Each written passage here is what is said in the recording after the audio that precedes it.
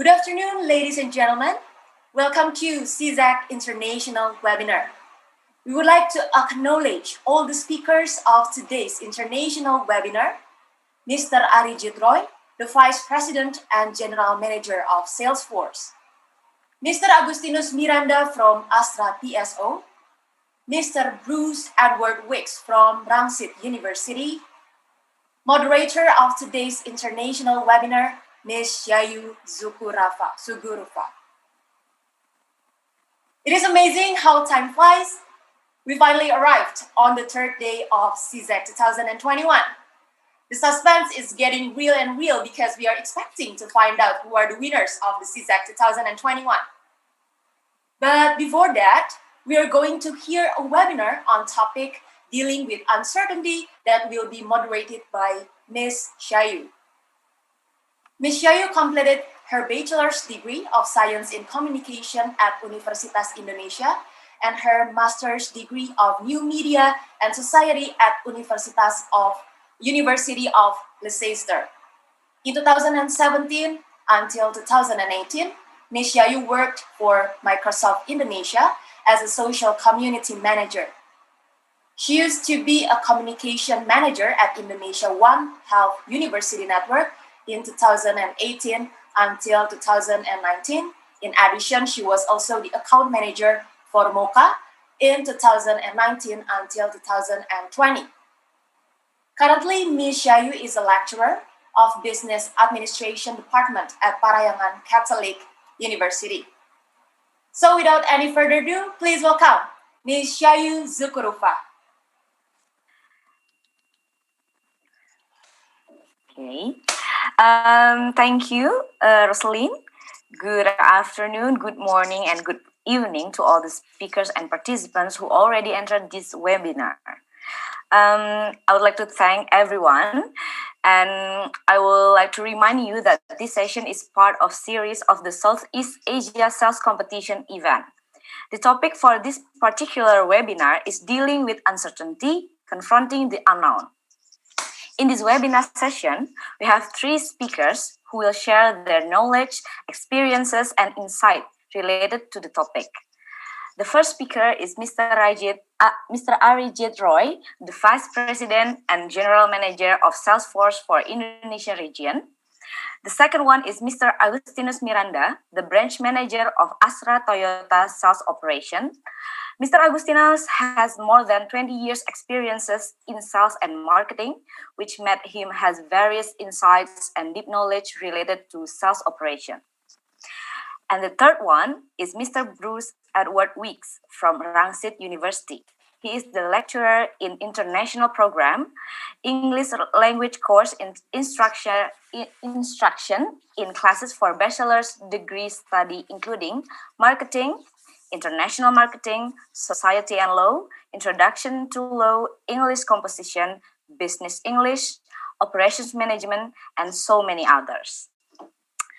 So just for your information, each of the speakers will share their presentation for 10 to 15 minutes, and the Q&A session will be held after all speakers finish their presentation. You can type down your question in the Q&A box, or if you watch this on YouTube, so you can write down the questions in chat or comment box.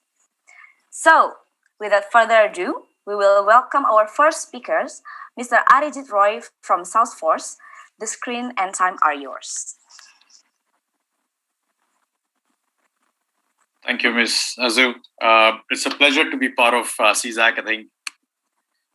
Thank you, Ms. Azu, again. I hope everybody can hear me. It's a pleasure to be part of SEASAC 21, and hopefully, it's going to be a fun 1 hour sharing life journey and taking a lot of questions and hearing the other speakers. Again, thank you for the invitation. Let me know when you can see my screen.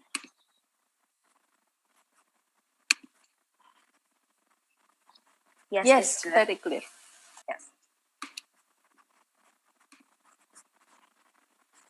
All right. So that's my name. Essentially, typically we would start, this is a safe harbor statement from Salesforce. That's typical, and I would love for you to read each and every line before we go to the next slide. No, it's just there. Again, thank you for really inviting us. Very privileged to be here. It's just fun to talk to people who are starting their careers. You're competing for a prize, which is always amazing, and it's fun to compete. I think that's over the years.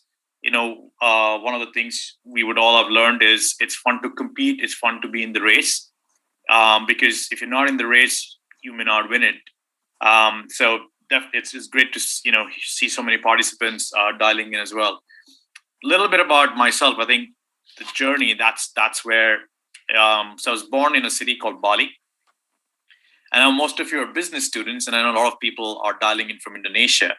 That's the beautiful Bali, that's the fun Bali, that's the spiritual Bali. But I was born in the city which is very close to Calcutta or India. So if you Google it, now you have Google. It's in India. It's a small town, but every time I've landed in the airport in Indonesia, I've always had a warm welcome. So it's obviously country I love. It's a city I enjoy being in, and I miss that. So grew up with again, it's been a fabulous childhood. Essentially, landed up doing a lot of funky things in childhood. Let's talk about why business, right? My first job was working for a radio station, and this is for most people in '98. There was no FM in that sense. It was just a digital transformation in our lives. And I started my career almost 22, 23 years ago. So there was hardly digital. So what do you need to keep in context as I walk you through this journey? Imagine a life where there was no Google. So if you wanted to look up somebody, there was no LinkedIn. If you wanted to call somebody, there was no mobile phone. You had to pick up the old school phone lines. If you wanted to send photographs, there was no digital camera. So you had to wait, print it, post it out, maybe. There was no Facebook. And then the last one, which is probably the last two major changes in the last 22 years of selling, there was no video conferencing. And the last thing was there was no Gojek and there's no Uber. There was no Grab. Now imagine you start a sales career. Keep that in mind as we talk about the life journey. So essentially, the first job that was for me, the most digital transformation thing happening was working for a radio channel, which was, at that point of time was moving into an FM. And essentially, that was way back in 1998. But it got me started to really figure out to have responsibility where I was not dependent on my parents, responsibility to earn my own money and learn how to spend that money, to know really if things were expensive, things I could afford, and it gets you a self-discipline. So it was really good fun. And then I decided to step out of my comfort zone, and I landed in Singapore. It was, again, for those of you who've been in Singapore, it was way back when there was still the old ERP. It was not a digital ERP, right? So again, that was something where you went in and you looked at the parking coupons, you put a parking, and that was how things are. Fast forward that, again, one of the things I did, landed up Singapore, and it's been a fascinating journey. For my adult life, we've been Singapore again, met my wife, got married in 2002. And one of the things which, again, a lot of you, we talk about inclusivity and diversity. One of the things which, we took as decision as a young couple getting married was we wanted to both be pursuing our careers, and we will find time for each other to kind of balance it out, right? And my wife's in IT world, and it's a world which is changing continuously. But essentially, one of the key things is about really, ensuring that as buddies, as best buddies, as friends, how do you balance each other's careers? How do you balance other time? Essentially, one of the things I realized, Ian, is how do you continue? As the knowledge. If you look at how the technology was changing, one of the things I wanted to do is go back into school to kind of refresh my knowledge, and that was the reason I went back into NTU to kind of get a degree, essentially to refresh my knowledge to be more relevant to the industry. And that was a fascinating journey. Again, going back to school was fun. Obviously it's long hours, it's extra work, but it's essentially something which looked at. But what that helped me was it helped me to kind of get back my knowledge and also to rethink about life at that particular point of time. So two things happened post that. One was I managed to get a job at Oracle. Again, it was through essentially an acquisition that happened in Oracle. One of the things which also taught me about life at that particular point of time was to give back to society, because at that particular point of time I had a child, and one of the things which I learned as a parent was really you're responsible for a new life, and there are so many other kids who do not have a similar privileged life. So with a few friends, we started up a charity called Learning Inc., which was essentially look after kids whose parents did not have an option to put them in school. And that was the best part of weekend hobby, if you want to call it, because it gave a purpose to life beyond just having a career, having a family, and that. And then one of the opportunities which Singapore gave me was also to volunteer for the Singapore Armed Forces. So I signed up for that when the policy changed, and it was a very, very humbled and privileged life, because you had an option to give back to the nation at the most grassroots level, which is really to wear a uniform and pledge to protect the country. And I'm very, very humbled to be able to have that opportunity to do that. And post Oracle, at that particular point of time, from a career perspective, I landed up going to Google. But before that, the thing in Oracle is, while it was a big company, all the jobs I did was starting, a new business unit within that company. So it was around, those days was analytics. Everybody talks about analytics today. But if you look back at 2006, analytics or data was still there. People still needed to do reporting. People still needed to do, analytics. So I had an opportunity to look at business which would start for ground zero. So I had an opportunity and privilege to be the number one employee for anything Oracle launched in analytics. And that was fun because nobody else has done that. It was entrepreneurial, yet you had a big company, so you could, tap into resources. And that kind of got me hooked on to, taking on roles, which was all entrepreneurial, obviously in a bigger firm. That took me to Google, essentially, fast forward that. And again, it was a time when, Google had launched Google Maps for enterprises. And I was one of the first few team members to go in and, take that to enterprise customers. So imagine a situation where, if everything was free, Google Maps was considered free. It still is free. But for enterprise customers, how do you go and tell the enterprise customers, oh, this is a paying product? And how do you use it? So now, obviously, Gojek uses it, Grab uses it, Uber uses it. But again, go back to 2012, how many of these companies existed? And imagine how many enterprise companies actually used a GIS solution like Google Maps. And that's the context. But it was, again, a phenomenal learning, being entrepreneurial. Nobody had done it before. It was fascinating to talk to companies, who were growing. And this was a great learning curve. And after 4 years at Google, I went to Microsoft to lead up their data and the AI business.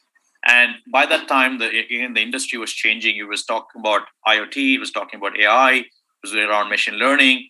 And again, the key thing is technology is something one needs to understand, but it was very critical to also understand, how we are doing in terms of, relevancy towards customers. How does this actually benefit the customers? Because if you talk about AI, yes, every company does AI, but does it actually work for the customer's benefit? Do the customer gets ROI out of the investment they're going to make? And that is, as a salesperson, and I know a lot of you here wants to get into a business career and a sales career. The key I've always felt is one needs to understand technology, but also one needs to understand how a common sense way you apply that technology when you talk to your customers. Because talking very detailed technical stuff to, let's say, a chief marketing officer or somebody who is a business owner running a fleet of taxis, or somebody who is, imagine going to Pizza Hut and saying, how do you help them deliver pizzas better?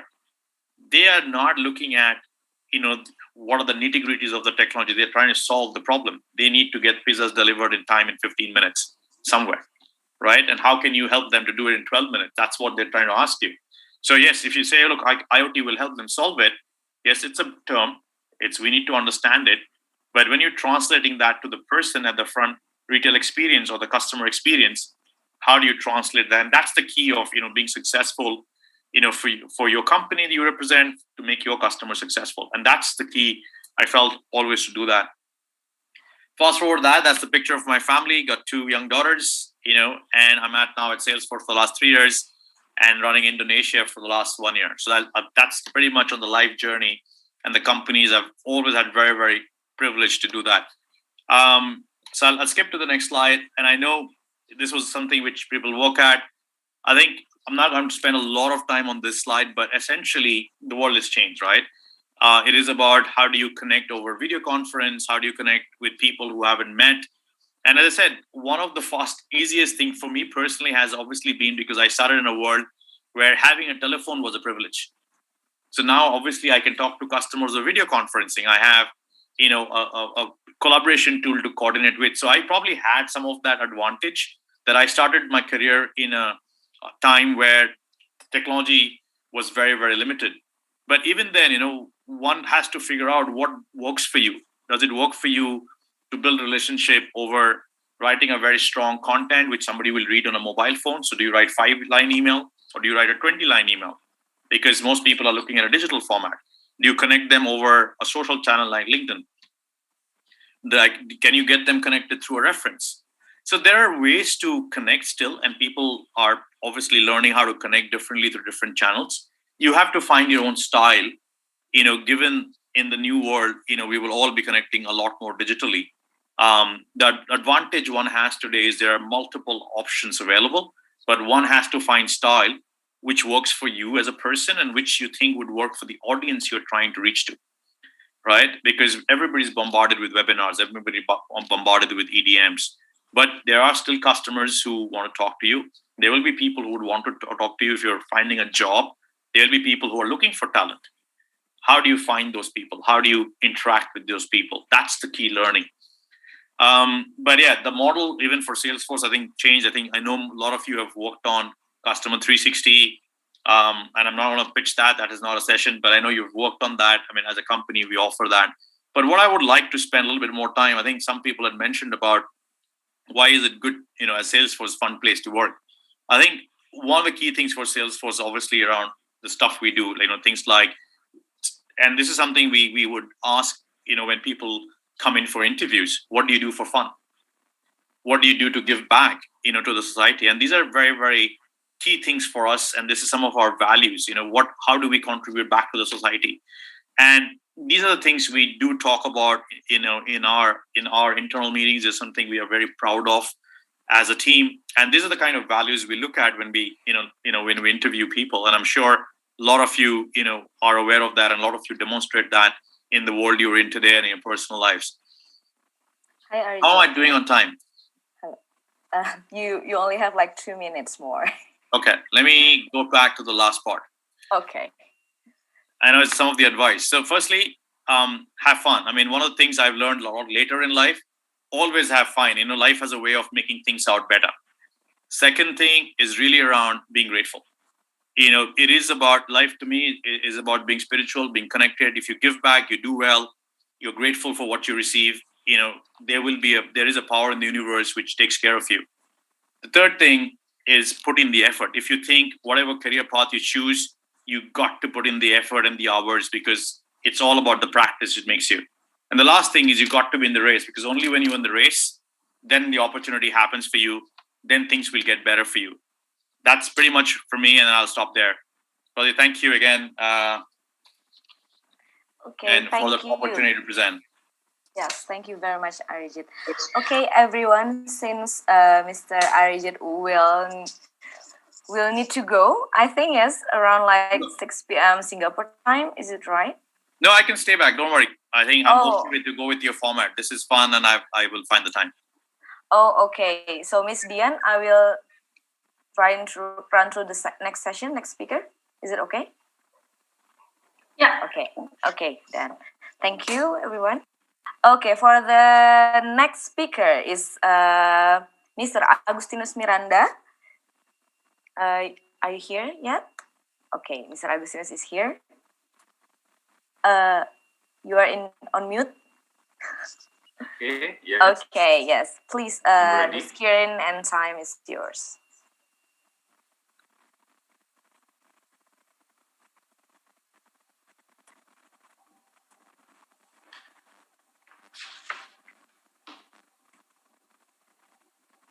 Thank you. Good afternoon to all SEASAC webinar participants. Allow me to introduce myself. I am Agustinus, Miranda Wijaya. I work for PT Astra International Tbk, Toyota Sales Operation as branch manager since 2000. So I almost 21 years in PT Astra International Tbk, Toyota Sales Operation. Is a company engaged in the marketing and service of Toyota vehicle. Okay, as we all know, in Indonesia, the automotive industry is one of the industries most affected by the COVID-19 pandemic. After the travel, tourism industry, and aviation or maritime industry.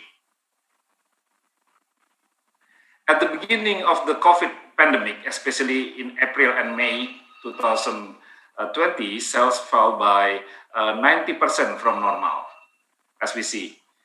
But after that, it continued to increase to 50-60% from normal, and currently it is still 55% below normal. The COVID pandemic has had a huge impact on our business operation, impact on customers, supply, sales volume, process, and behavior. The COVID pandemic is making automotive industry decrease dramatically. This was caused by decrease in power public buying and change in consumer behavior after the pandemic. The most considered economic factor is due to its purchasing power decrease due to lost income, as well as community priorities change to meet primary needs first. Okay. The automotive business in Indonesia must be able to map how consumer and change in post-pandemic priorities resulting in product innovation and services can be tailored to existing market. Okay. Currently, automotive manufacturing companies are starting to develop digital features for its sales and after-sales service, starting from the process, make an online sales service, look for an authorized dealer closest to make sales and test drive booking.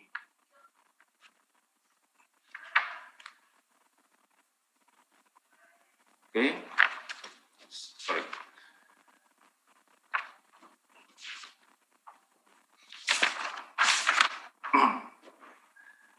Okay, sorry.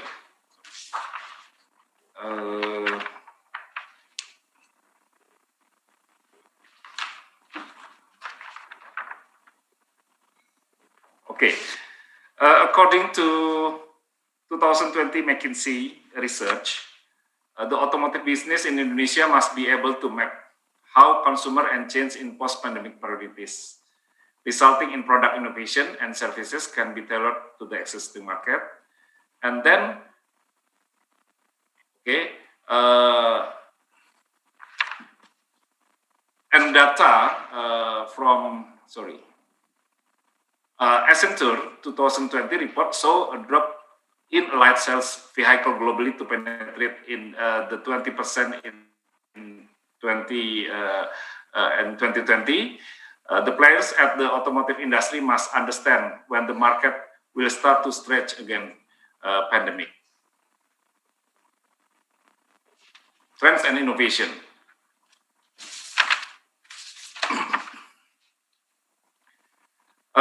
Currently, automotive manufacturing, all automotive players, companies are starting to develop digital features for its sales and after sales service, starting from the process, make an online sales and booking service, look for authorized dealer closest to make sales and test drive booking.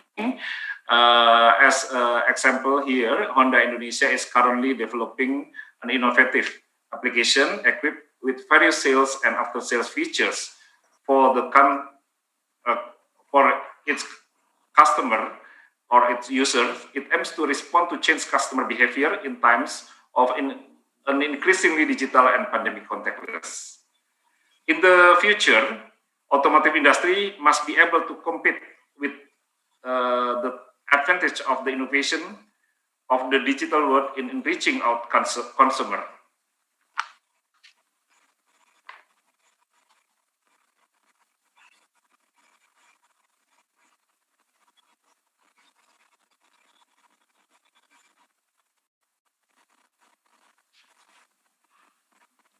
Third quarter to attract its customer when launching the model new Yaris to the market.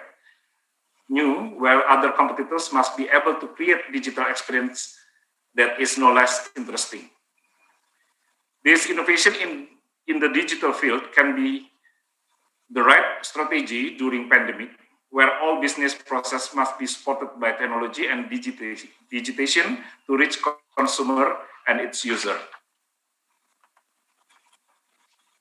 Hygiene package service on vehicle. The COVID-19 pandemic has made the cleanliness, health, safety, and environment sustainability factor to be the main priority of consumer in buying private vehicles. Thinks this is an opportunity for automotive companies in Indonesia to developing innovative healthcare package for vehicle owner. This is as an example. Okay, let me explain Automotive Landscape 2020 using 3C analysis to explain the Automotive Landscape to 2020.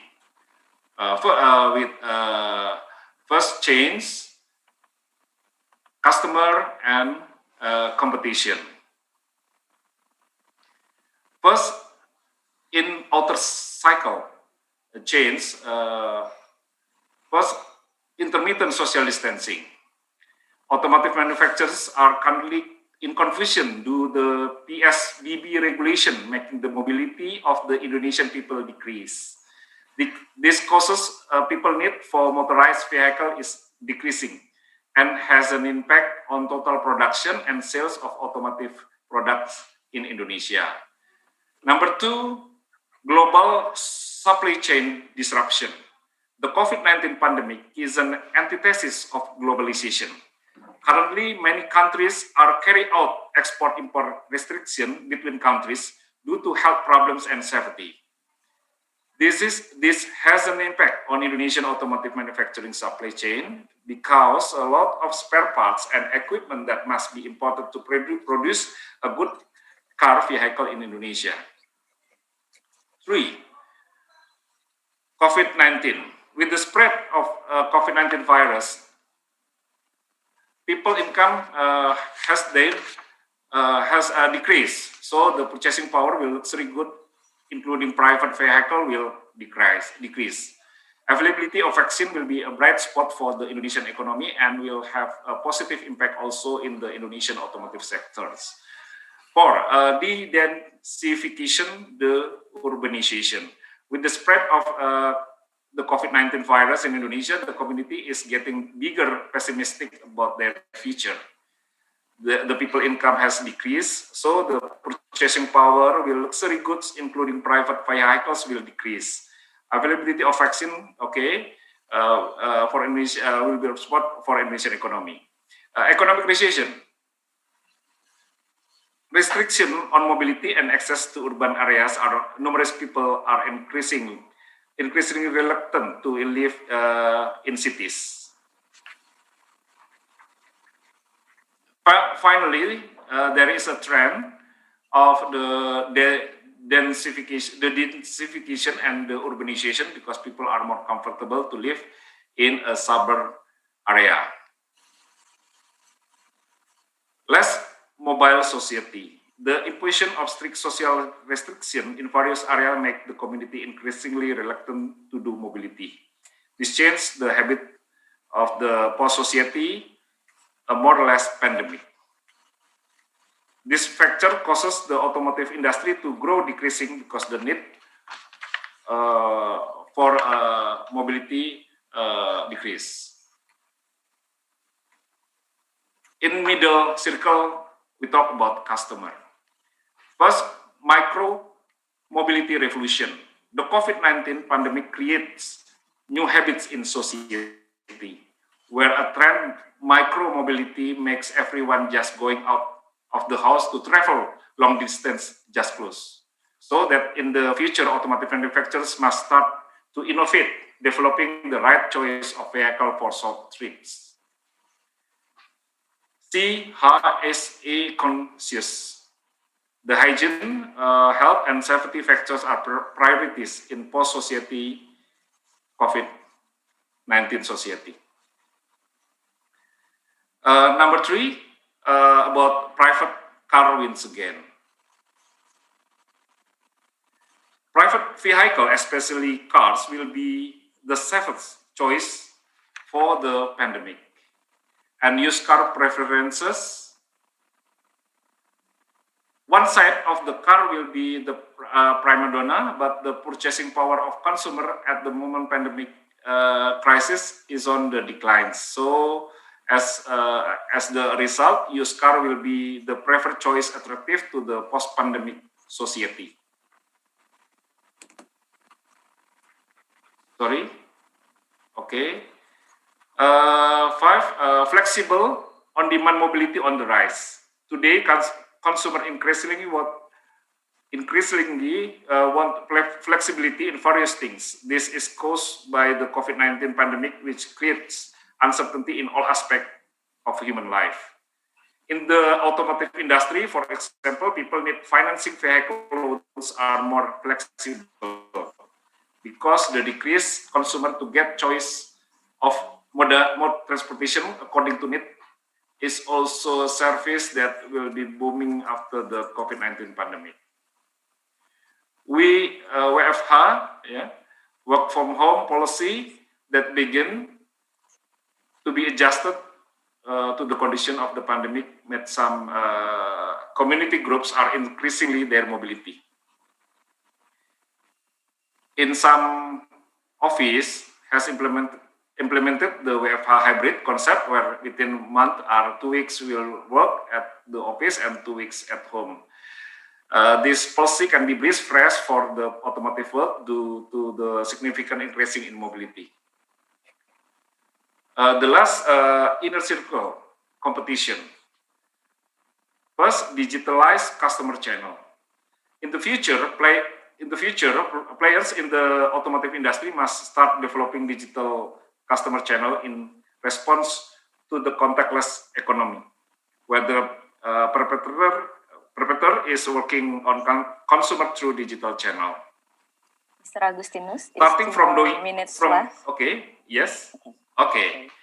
Next, healthy and hygiene features, and the third, supply chain resilience. Number 4, remote selling model. The post-pandemic automotive industry must be able to develop remote business model selling, where exhibition companies should start developing a commerce, virtual expo, and other digital sales channel, so that the automotive business can be adapted with the limitation of conventional high-touch business process. And the last one is automotive robotic. Manufacturing production process must develop automation and robotization for minimizing high-touch physical contact. Okay. Thank you. The last. Okay, thank you very much, Mr. Agustinus. Thank you very much. It's really a lot of insights we got from your presentation. And now it's our last but not least speakers is Mr. Bruce. Hello, Mr. Bruce. Are you there? Hello. Yes. Okay. Please, the screen and time are yours. Okay. Okay. I seem to have some difficulty sharing my screen.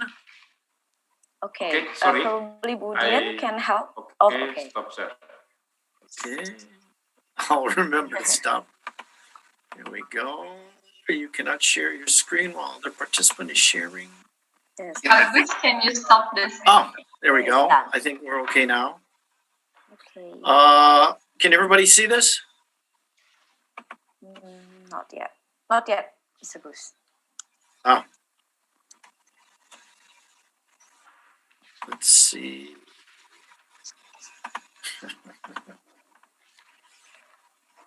Oh, it says someone else is sharing. Let's see. Share. Okay, there we go. Share. Okay. All right, there we go. Hey, this is about change. The talk today that I want to talk about is about change. I just want to start off with thanking all the organizers of the SEASAC competition this year. I've participated here in Thailand in the past, and I recognize that it's a lot of work. It's a lot of work. So on behalf of someone who's done it before, I just want to thank all the organizers of this SEASAC this year, because it is a great benefit. As far as the participants, I would just like to suggest with the participants is, hey, there's no losers in the SEASAC competition. Of course, there are some winners, and we applaud the winners and we compliment them on their hard work and their effort. But at the same time, hey, everybody wins. You gain a lot of experience through this, looking at one particular process of the business, one particular process of the business in a very hands-on way. So, and plus, all the participants in the SEASAC's competition, now you have something to put on your very slim resume that you can use when you graduate and try to get a job.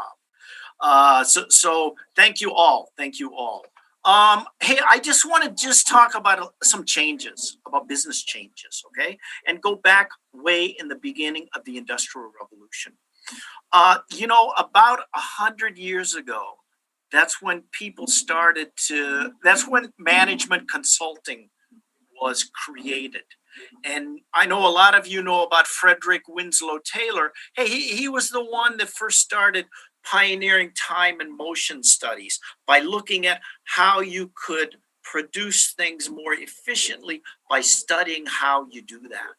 And then it got great application with Henry Ford with the assembly line.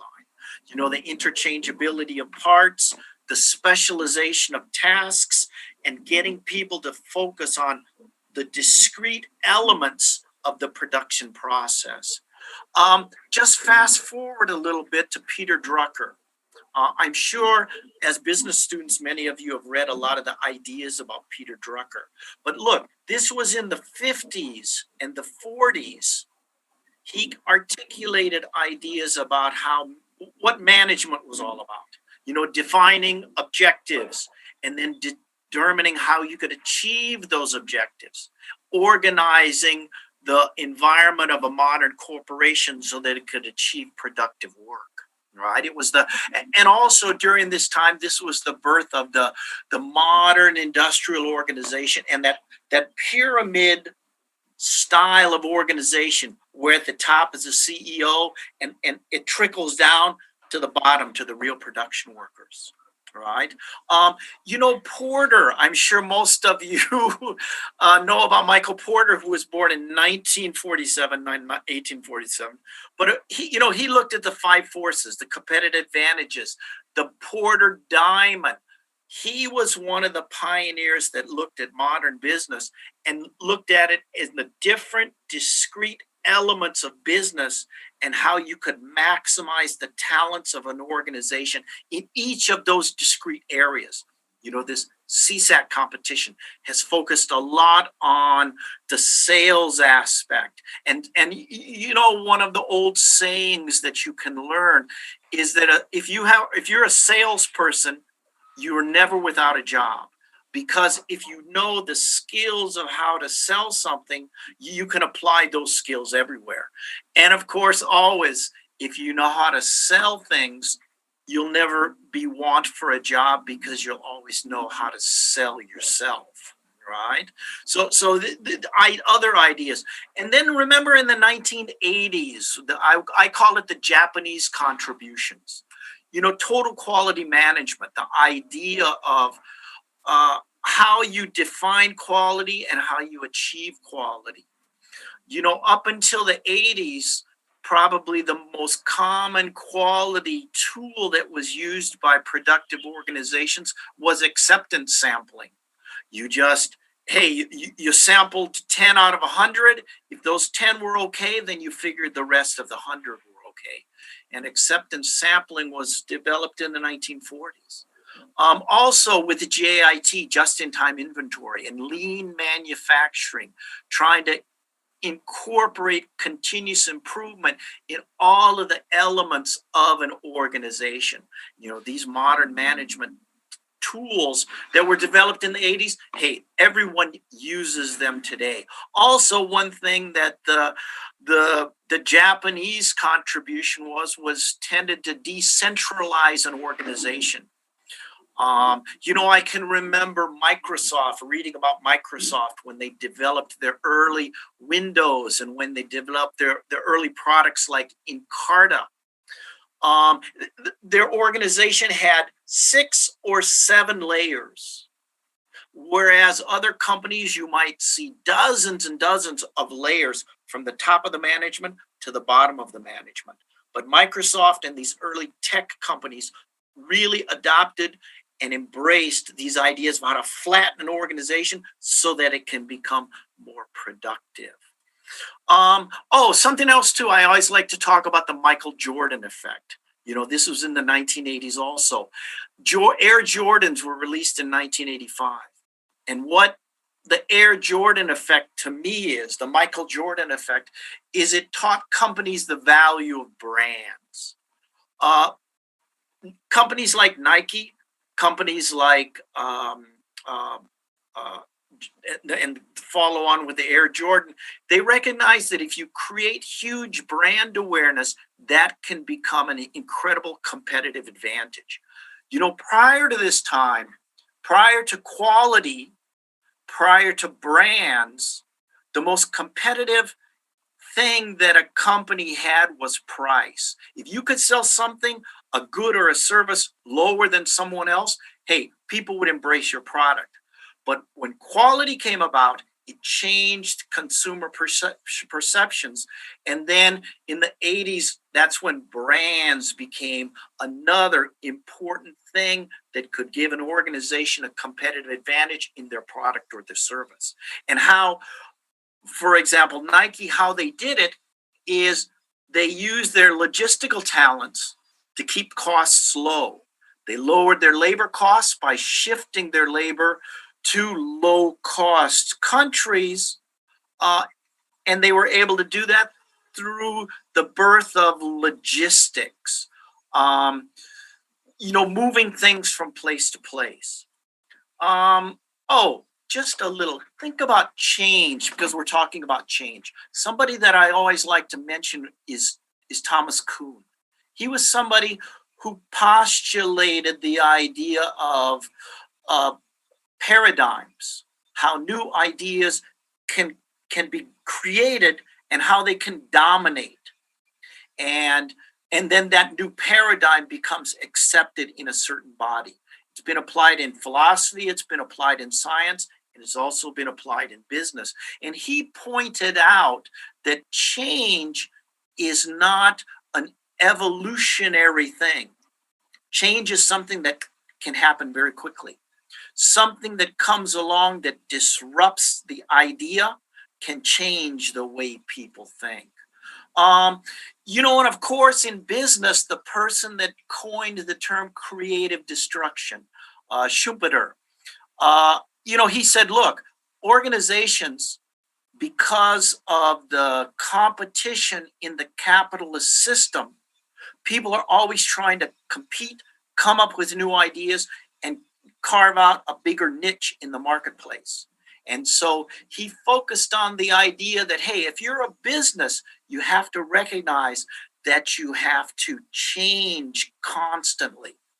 And for him, he used the example of railroads because of and how they killed small town agriculture.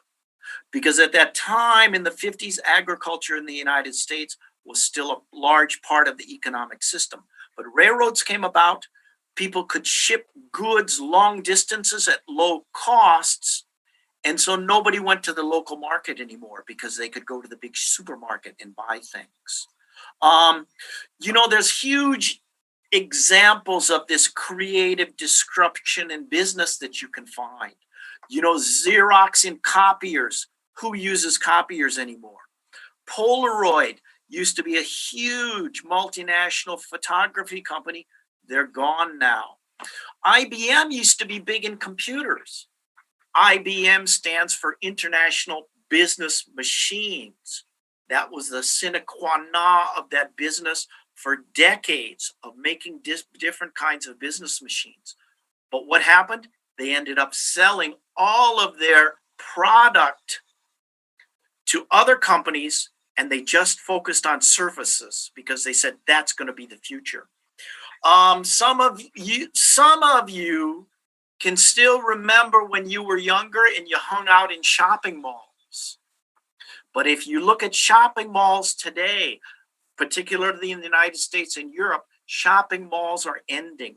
That whole hanging out at the shopping mall, getting some fast food, trying to meet some guys or trying to meet some girls, hey, that whole experience is going away because e-commerce is coming along to supplant it, right? Nowadays, hey, how do you listen to music? When I was young, we listened to records, and then we listened to cassettes, then we listened to 8-tracks, then we listened to compact discs, then MP3 players came about. Do any of you remember these things? Probably not, because now everybody streams off of internet-based services. So you can see in a lot of industries, if you're going to be in business, you have to recognize the fact that things change all the time, and you have to be willing to ride with this changing tide. The iPhone effect. I think about how many people wear watches now. In the past, everybody wore watches. Now watches are fashion accessories because everybody's got a phone that has a free watch with it. I think about fashion. Think about Mango. Think about Zara and how they've revolutionized the fashion industry with flash fashion. In the past, the fashion industry used to revolve around the spring collection, the summer collection, and the fall collection. They used to change the fashion ideas 3 times a year. But these flash fashion distributors came about. And now if you go to a Zara, you go to a Mango, you can find that the fashions will change maybe twice a month because those companies, being creative, they can ride the tide of the quickly changing fashions. And because they're very keen logistically, they can produce these fashions quickly at a low cost and get them into their retail centers. Also, especially with Mango now, about 40% of their business is all online because, again, they've recognized they have to change the focus of their business. I just always like to think about this. In 100 years ago, 50% of the people in the United States were farmers. 40% of the people were industry. 10% were in services. Nowadays in the United States, almost 77% of the business is in services. So if you were thinking about now, what do you want to do with your career? I don't think you'd want to be a farmer. I think you'd want to focus on services. The e-commerce revolution.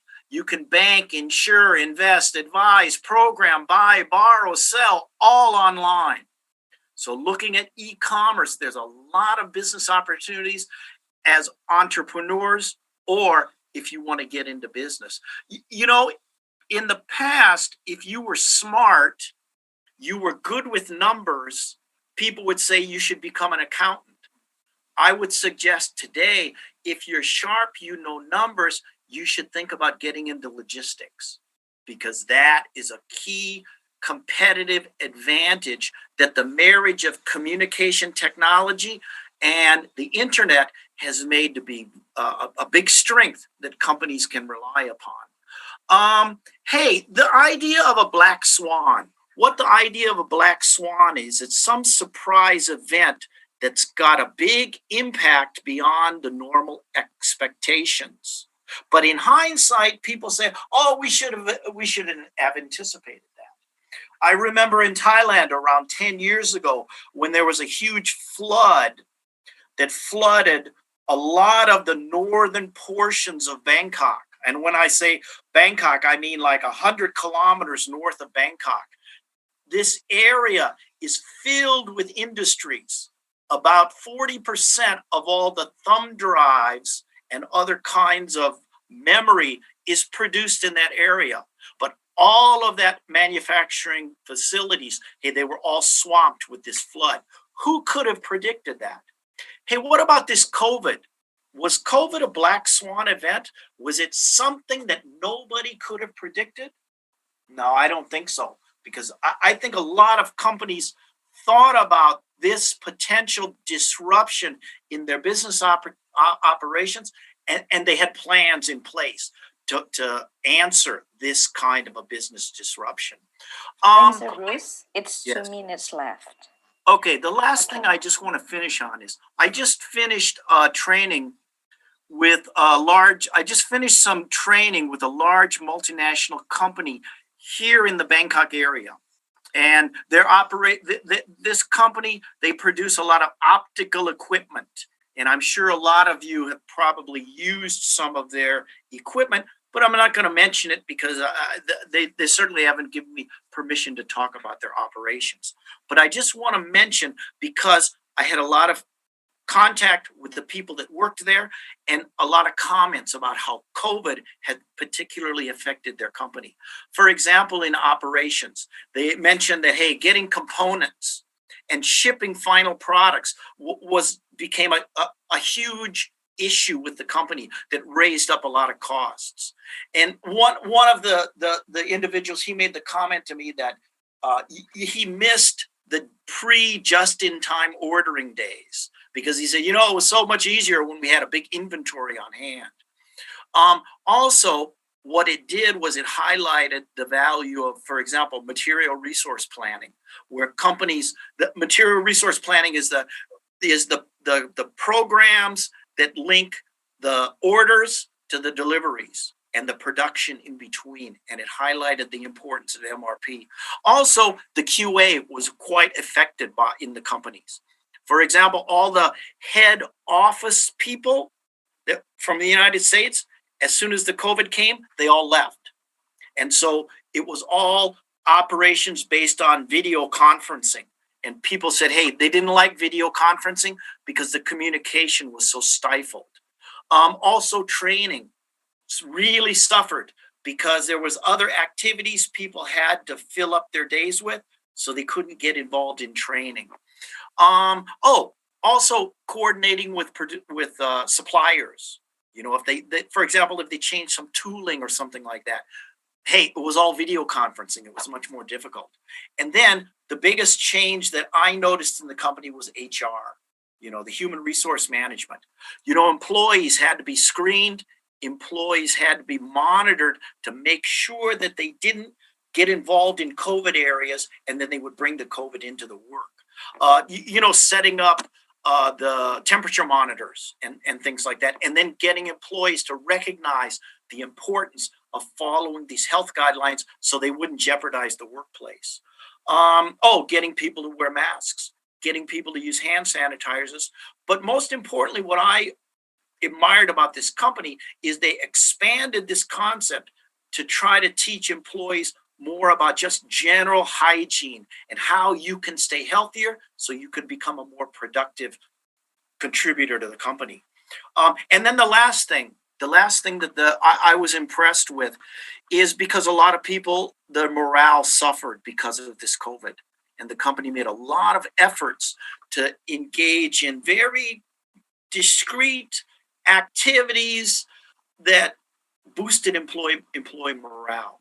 So these are just some observations in the real world that I saw how one company dealt with COVID. Hey, again, I want to thank the SEASAC people for this opportunity to do this presentation. And I want to thank them, and I want to thank all the participants, because whether you realize it or not, you gained a lot from this SEASAC activity. Thank you. Thank you very much, Mr. Bruce. Yes. Wow, there's a lot of things to learn about what we've been through right now. Okay.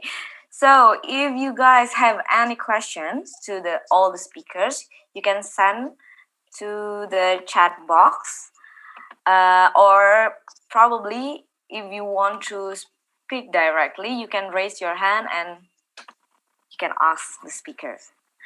So this is, I think, the first question from one of the participants. The question is, how soon full or higher education degrees will become old-fashioned or part of history? I think this is for Mr. Bruce. That's a good question about academic degrees. Yes. You know, hey, you go to university, right? What do you learn in university?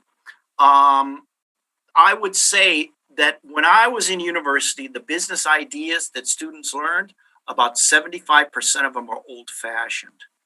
But the one thing that you do learn in university, which is the most important thing, is you learn how to think. You learn how to analyze. And that's something that creates lifelong learning in a student. So academic degrees, bachelor's, master's, PhDs are always going to exist. But as a student, you have to recognize that just because you get a bachelor's, just because you get a master's degree, that doesn't mean that you have to stop learning. You have to continually learn all the time. Thank you. Thank you, Mr. Bruce. Okay, that's a great question, I think. So anyone, is there any question from YouTube, maybe? Budian? Oh, okay, if there's no, you guys still think about your question, I have some questions. So first, I want to ask Mr. Arijit, are you still here? I am still here. Okay. So I want to ask about how this COVID situation impacted the Salesforce itself and how you cope with that. I think when it hit, I remember still my last flight was in the early first week or second week of March. And I think at that particular point of time, it was still, different kind of information coming out. And businesses, including Salesforce, got impacted in terms of, okay, what do you do next? Because it's unprecedented in terms of, conferences being shut down, sales kickoffs were shut down, customers were not very open to meet. Some of them had. So it was a pretty chaotic moment. I think it impacted everybody.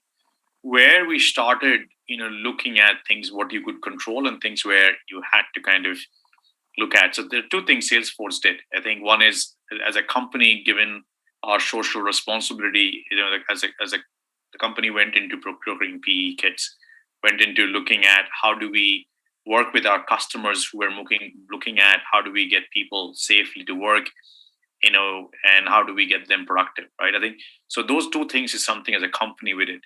Specifically in Indonesia, I think we were hit very similarly. And then we had to look at, how do we optimize our customers' processes better as they were looking at optimizing their investment into the portfolio as they're investing into new projects. But in a simplistic way, I think the first 3 months was something, if you look at the time frame from May to March to about May, I think it was really about finding how do you manage, how do you cope.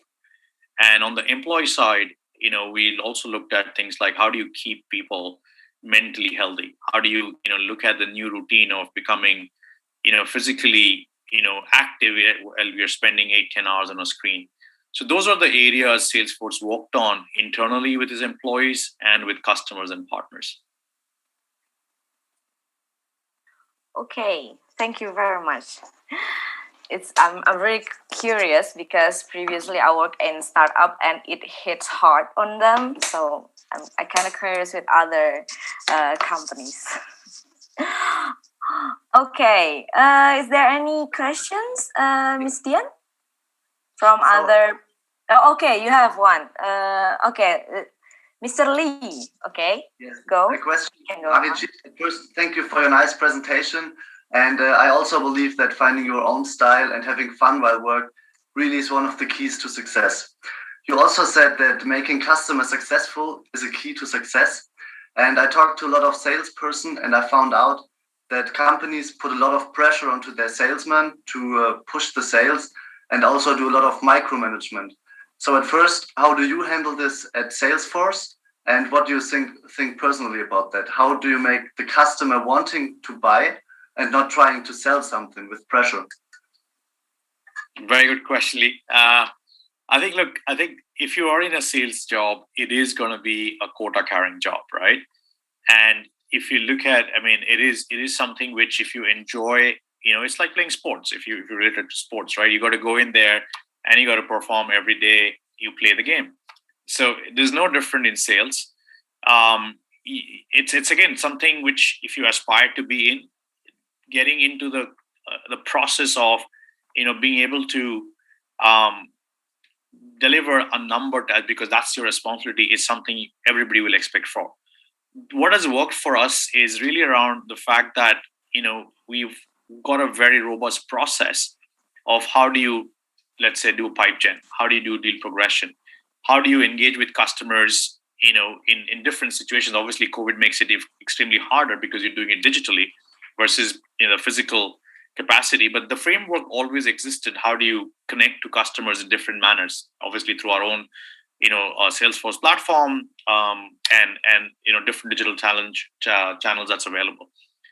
How do you manage the stress on the day-to-day as an individual or as a manager? Really, in my view, comes down to you. Yes, obviously you need to have an environment which allows you the trust that you will be successful, right? And a framework to coach you to be successful. But a lot of things are also in your control, in the sense that how do you do for fun? Like, do you go out and take a walk? Do you talk to your family? Do you go out? That is something you need to manage and find your own style of doing it. Last thing, when it comes to customers, right? The customers have a need. Now, that need is going to get fulfilled through your solution or through somebody else's solution. Question is, how do you fit into that solution? End of the day, people buy from people, right? It is, yes, great technologies exist, but you need to make your customer aware what is the values you're going to bring in, and you got to work, especially if you're in Asia. I realize pressure doesn't work of throwing discount. Yes, everybody wants a good deal, but it's not just because you throw a better price, somebody's going to buy. You have to build that trust. You have to build a relationship, and then it's a give and take. Like in any relationship, why they would invest in you and your technology. So those are the things that's worked for us. And again, if you enjoy sales, this is what you come to the game for. Okay, thank you for your answer. You're welcome. Okay, thank you, Mr. Arijit and Ms. Lee. This is another question for Mr. Arijit. If you would have just 5 minutes to discuss with a potential job seeker, which are most important questions you would ask? It's a very interesting question. I think in today's world, leadership or the person you work for becomes very critical, right? I think you need to ask, obviously, around the values and the vision, the job this particular person is doing, or the one you're applying to, the leadership style and the values they have. I think that becomes equally critical.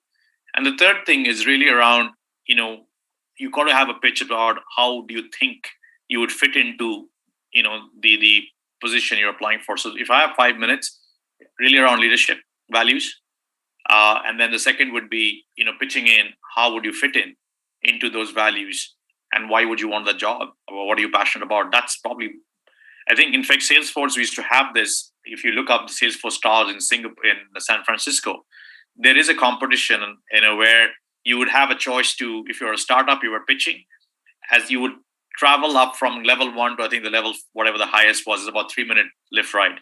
and you had to make your pitch in that 3 minutes.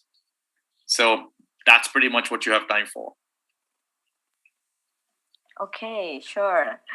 So if you would like to join Salesforce in the future, that may be a good insight for you guys.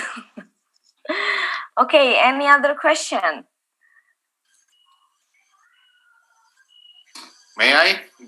Okay, sure. Yeah. Yes, Mr. Ruli. I think this question is for all of the speakers, because I think we have a combination of consultants, entrepreneur, and academician. Yeah. Well, lots of prediction about the future, that the world is changing, and well, part of me, I'm not that sure that it's going to be changed significantly, or maybe there are some changes in some industries or in some areas, but I think well, the interesting question about the first question, how soon full or higher education degrees will become old-fashioned, I don't think it's going to be part of the history, because for me personally, I just realized that the old-fashioned is better, at least for me, and I talk with my colleagues that they prefer the old-fashioned way instead of the current way. Yeah.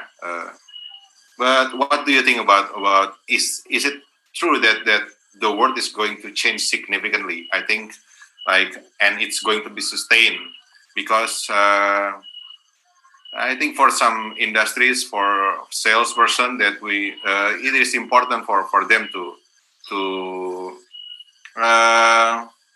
what do we call it? Yeah, make some strategy about the future, because if you're mistaken about your prediction, then yeah, it's also going to hit you hard, right? And yeah, is it?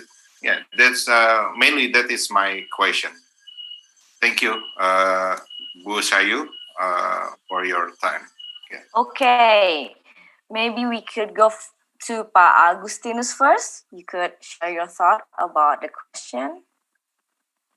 Yeah, maybe for Pak Agustinus, because he is in the industry that hit hard by this pandemic.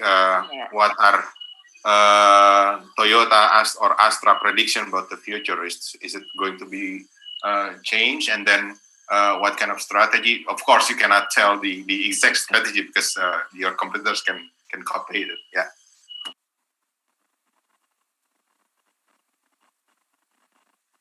You are on mute, Pak. Okay. Okay, thank you, Mr. Ruli, for the question. I think today we see all about changes in every aspect, triggered by technology and revolution of digital 4.0 now we are going to 5.0. Every aspect changes, and we have to change. We have to change. If we didn't change, so we like to accelerate the changes, and we will absolve. So every industry right now must predict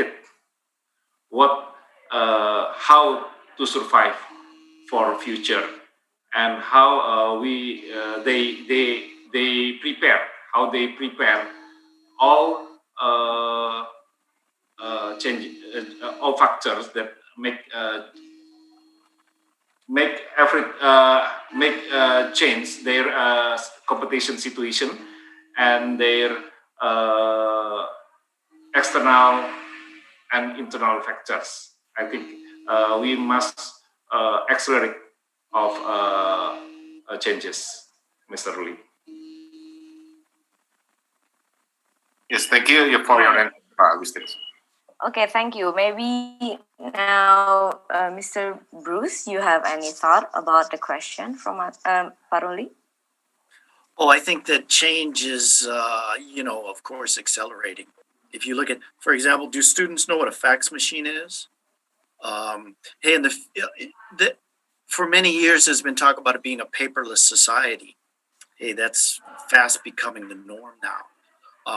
People aren't using.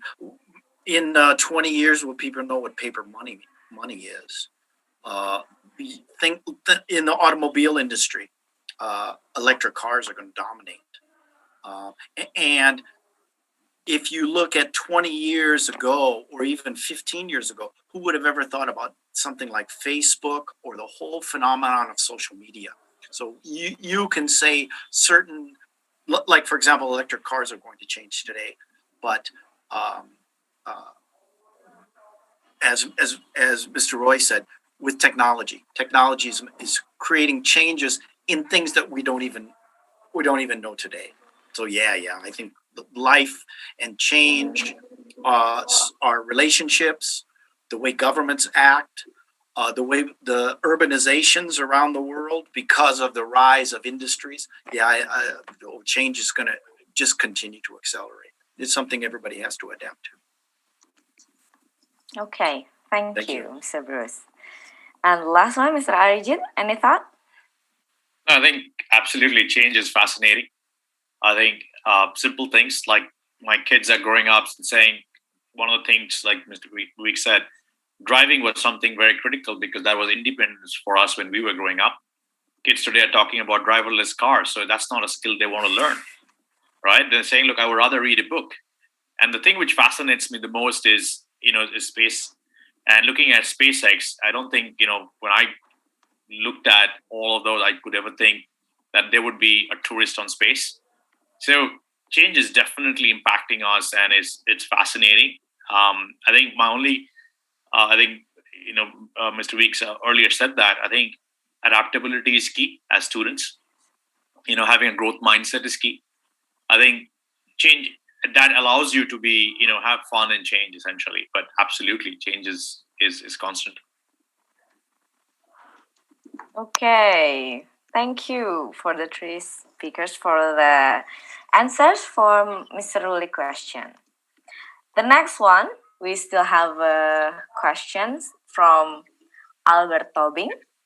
This is for Mr. Agustinus Miranda. I once talked with a person who believes that the picture of future transportation is actually that people don't go anywhere, but rather they stay at home while visiting virtual reality-based world or places. Maybe like now, but with fully integrated 5 senses experience. Do you think this is possible? Or how would you picture future act of commuting in the society? Mr. Agustinus? Okay, thank you for the question from Mr. Albert Tobing. That's a very good question. I think in the future, everything is possible. So far, what we don't think about happened, we don't think about has happened. And what we think about it happened too. So I think everything is possible because the revolution is shorter than before. Like from revolution, industrial revolution 3.0 to 4.0, for the 5.0 is shorter. So everything is possible in the future, I think.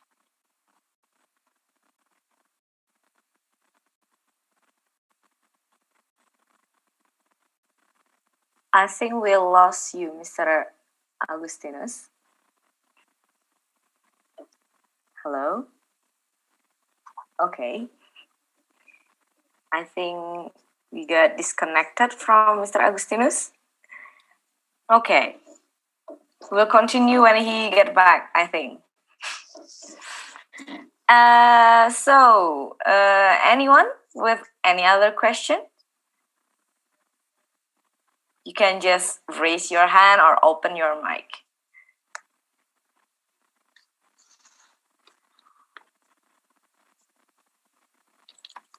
Okay, we're still not getting Mr. Agustinus back to the Zoom.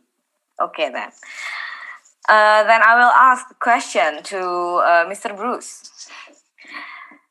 So we know that today is really machine era. You know, like most of the company and they really trust the machine to do the work. So what do you think about this change? What we need to do as a human being to increase our value in purpose to not being replaced by the machine era? Well, that's a good question because in many industries, for example, if you take a look at electric cars, there's been some studies that if electric cars replace internal combustion engines, about 25 to 30% of the automobile industry, for example, automobile repair or automobile service, all of their jobs will be eliminated. The electric cars are examples of consumer products that can be made much cheaper with robotic technology also. So yeah, it's something that, as we've talked about, the percentage of, one comment that I often make is in the future, everything's going to cost 10 cents, meaning that consumer products, the costs will continue to go down because of the efficiencies that robotics and other kind of technologies come about. But at the same time, the opportunities are, there's going to be a lot of service jobs, a lot of jobs that we can't even conceive now that are going to be available. So that's why, as students, the concept of lifelong learning, you never know. I would venture to guess that 99% of the students now who have some idea of what they might want to do in the future, you're not going to be doing that in the future, because things change all the time. So you never know where you're going to end up. So being able to have the skills to be flexible, being able to have the skills to adapt to new changes, and also being able to have the skills to continue to learn new ideas. Hey, that's what you need to be successful in the future. Okay, thank you very much, Mr. Bruce, Thank you for the answer.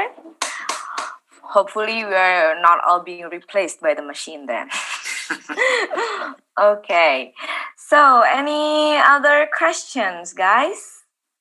We still have some time. Okay, this is from Mr. Riku to Mr. Arijit. Mr. Arijit, how the pandemic has changed your way to lead and manage your organization apart from having contacts remote?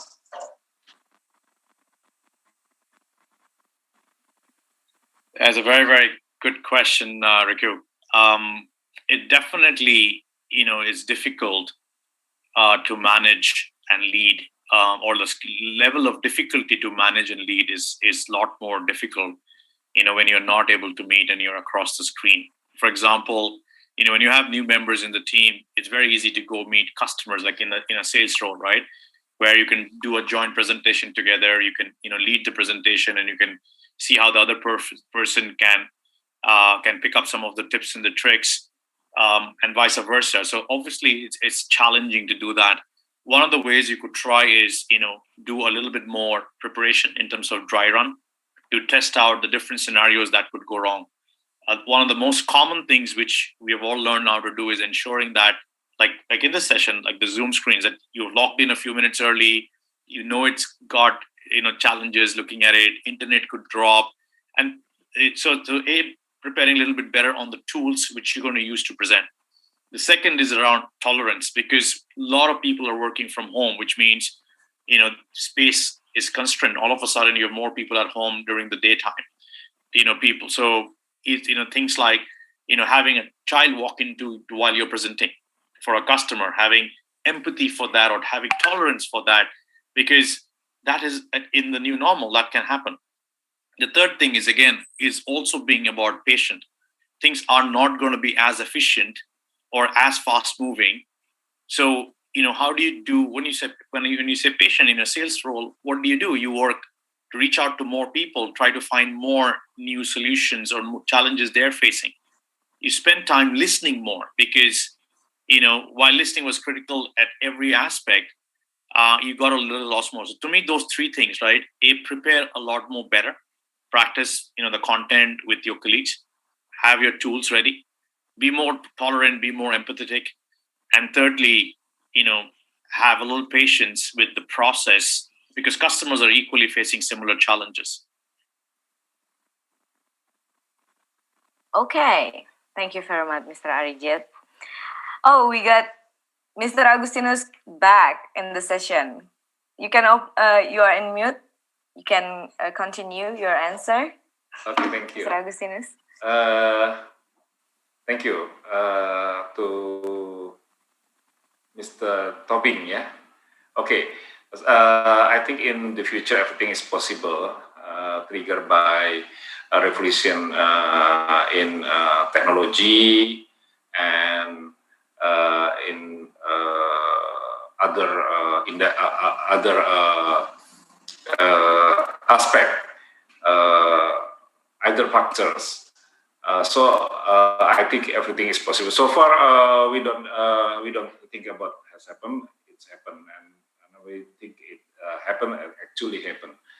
I think transportation mode for the future is very different with what we see right now, because the electric car will be developed more.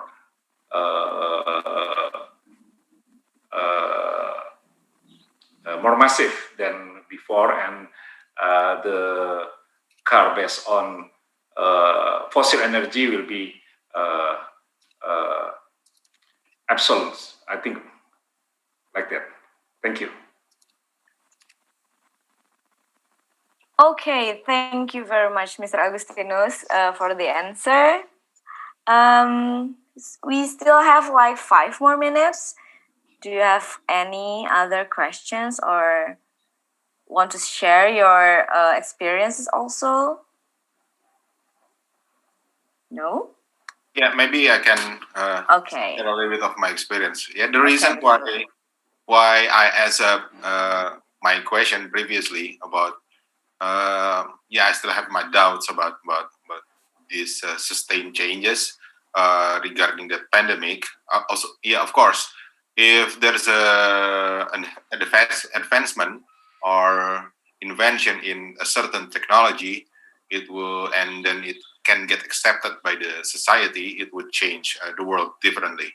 But the reason why I asked the question is because where I live in Bandung and in Jakarta, I went back and forth from Bandung to Jakarta. I don't see any significant changes in the way people live their lives. In a initial period of the pandemic, they stay at home. They get scared to go outside, and then they only connect to other people through internet communications or phones. But I think in this recent condition, they get rushed to go to the old normal, like they miss that kind of condition. So they want to buy cars, they want to change their cars, they want to because they want to go somewhere else with the new car. Especially my question is for Agustinus, whether Astra has some special strategy or in facing the future, or outside of the electric cars, of course. This is because of my